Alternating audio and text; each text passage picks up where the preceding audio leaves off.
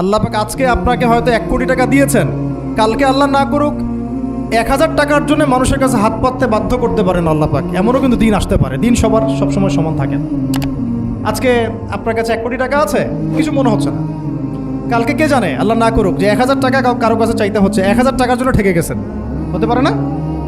রিজিককে মানুষ তাজিম না করলে রিজিক দূরে চলে যায়। দুটো বিষয় খেয়াল রাখবেন, দুটো বিষয়। এক হচ্ছে মাঝে মাঝে মনের মধ্যে কিছু আমল করার ইচ্ছা আসে না? মনে হলো যে আচ্ছা একটু 10টা আয়াত পড়ি, মনে আসে না মাঝে মাঝে? এমন মনে হয় না? ওই সময় এই যে মনের মধ্যে যে এই ইরাদাটা জাগ্রত হওয়া, এটাকে আমরা বলি ওয়ারিদ। অন্য ভাষায় আপনি বলতে পারেন মেহমান। কি বলতে পারেন?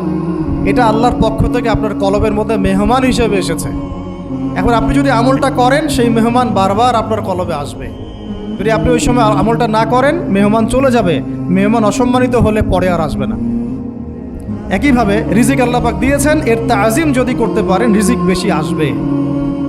রিজিকের তাজিম সম্মান করতে না পারলে রিজিক আসবে না, বেশি কমে যাবে।